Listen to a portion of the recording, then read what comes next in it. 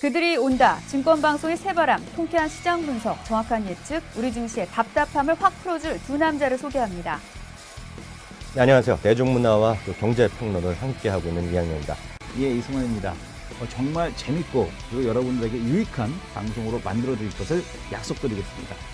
주식시장과 경제를 바라보는 새로운 시각, 이항영의 빅머니, 머니위크에서 함께하시길 바랍니다. 네, 안녕하십니까. 빅머니 스페셜의 이양현입니다. 예, 안녕하십니까. 이승환입니다.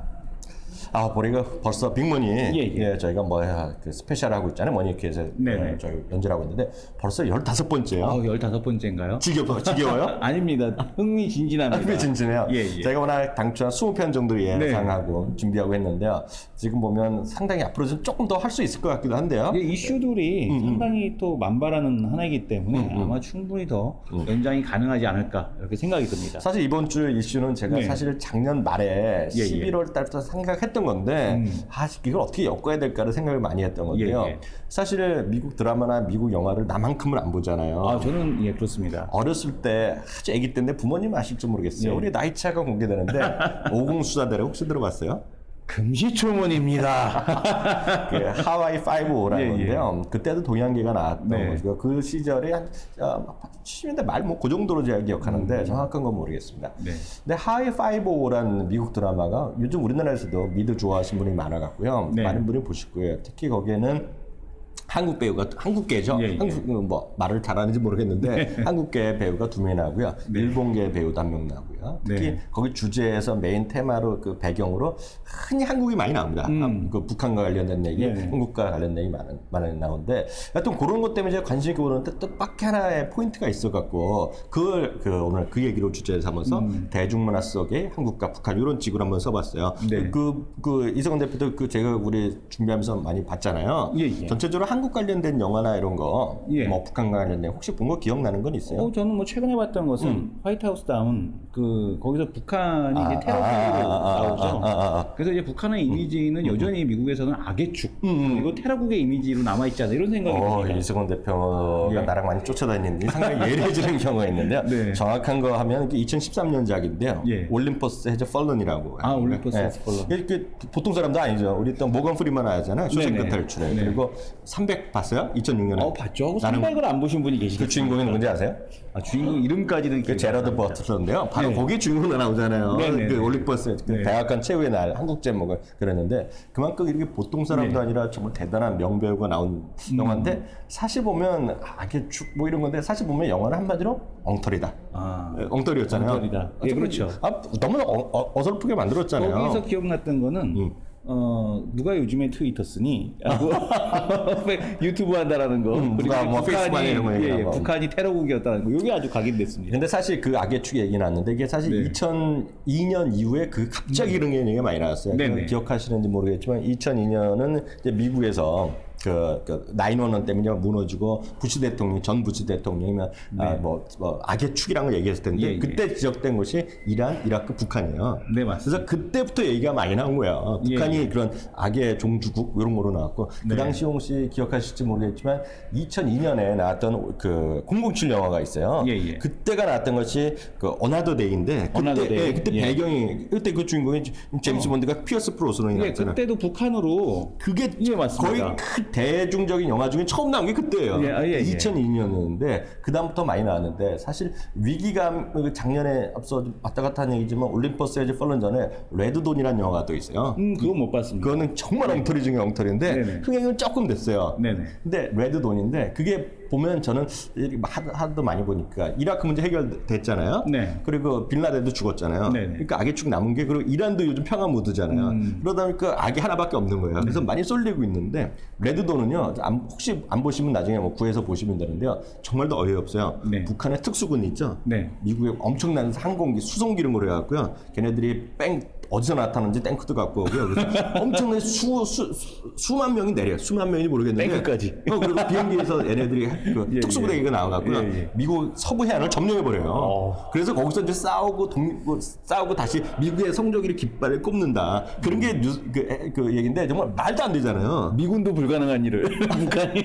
그게 영화였어요. 레드돈이라는 거 정말 엉터리 영화인데 그게 하나의 축이었어요. 지금 분위기가. 예, 예. 왜냐하면 저는 그래서 24 같은 거 드라마는 정말 광팬이지만은 그게 보면 저희 여태까지 8번의 시리즈를 했는데 한 번 정도가 중국계가 한 번 나오면 나머지 예. 다 중동계였거든요. 네네. 근데 그게 이제 없어지니까 이제 네. 북한 얘기가 이제 나오는 것이 많이 나왔는데 앞서 다시 원론 들어가면 하와이 5.5에서요. 작년 11월 달에 나왔던 건데 생스기빙 데이에 그날 스페셜 버전인데 갑자기 미국 대통령이 하와이로 오는 씬으로 시작합니다.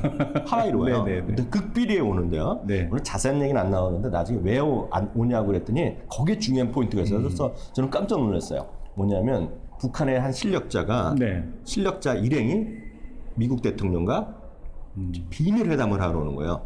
분위기가 좀 많이 바뀌었네요. 그럼요. 테러국에서 비밀회담으로. 비밀 회담하는데 거기서 예. 뭐냐면 정권을 교체하고 이런 거 하는 거예요. 그래서 반란을 기획하는 건지 자세한 내용은 안 나는데 그래서 결국 비밀 회담을 성사시키는 그런 만나는 장면 예, 아니었는데 예. 그런 포맷이 약간 나옵니다. 그러면서 얘기 나오는데 그래서 깜짝 놀랐어요. 갑자기 미국과 북한이 왜 비밀 회담 그런 포맷이 나왔냐 했는데 네.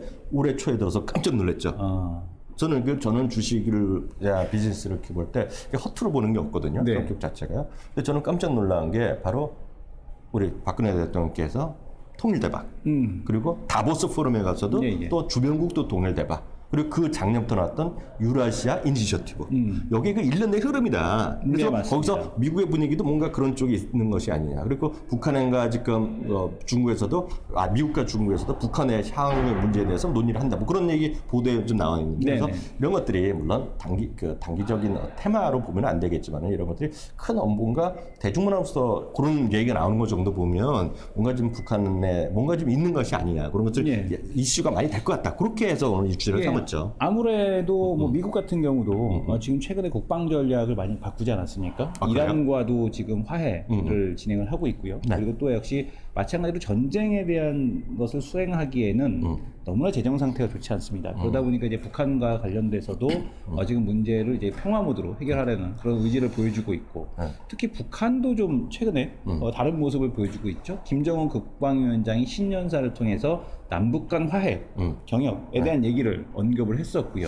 그리고 뭐 박근혜 대통령의 유라시아 이니셔티브 지금 그거의 단초가 되고 있는 낮은 하산 프로젝트 이미 실사를 마치지 않았습니까? 그러니까 저는 이렇게 예. 보고 있어요. 이게 뭐 단기적인 테마나 이런 것들이 작년에 네. 남북 경협 관련하면 주가가 뚝딱딱 하다가 결국 예. 제자리 가는 게 워낙 많았고 실체가 없었잖아요. 네네. 해봤자 그 개성공단 이런 것들인데 저는 올해 2014년에 한 해는요. 물론 거기서 실체가 나올지는 아직 모르고 워낙 북한이 워낙 생뚱맞잖아 이놈의 친구들이. 예, 그러다 보면 중간에 뭐 어떤 일이 나올지를 모르죠. 그러니까 모르죠. 뭐 믿을 수가 없잖아요. 예, 일본 같은 경우도 지금 북한하고 비밀리에 지금 회담을 했다라는 그런 얘기가 그러니까 전해졌으니까. 어디에 튈지 모르겠는데 그래서 저는 이렇게 생각하고 큰 틀에서 보면 여하튼 과거 4, 5년 정부 지난 네. 정부보다 올해 한 해 특히 작년 대비도 훨씬 더 통일이라든가 남북 관계에 대한 얘기가 훨씬 더 긍정적인 반응으로 많이 나올 가능성이 있다. 예, 맞습니다. 장기적인 물론 봐야 되겠지만 네. 그런 것들에서 좀 주목하자는 관점에서 물론 약간은 좀 먼 얘기가 되겠지만 그런 데에서 좀 글을 썼죠. 그래서 조금 더 이제 구체적으로 보자면은 이 낮은 하산 프로젝트가 이제 그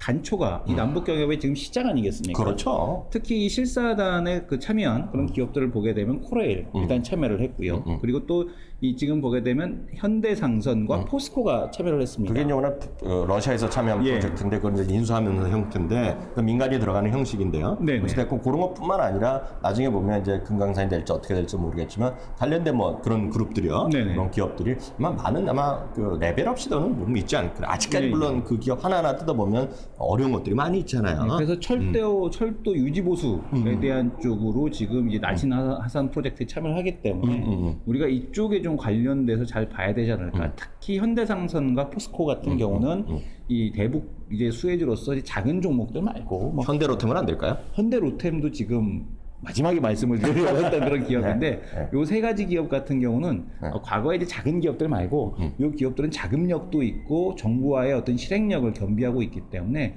그 대북 관련주에 대한 흐름으로서 계속해서 우리가 관심을 가져야 된다라는 말씀을 드리겠습니다. 오늘 여기까지 하겠습니다. 빅머니 스페셜의 이양영 이승원이었습니다. 감사합니다. 감사합니다.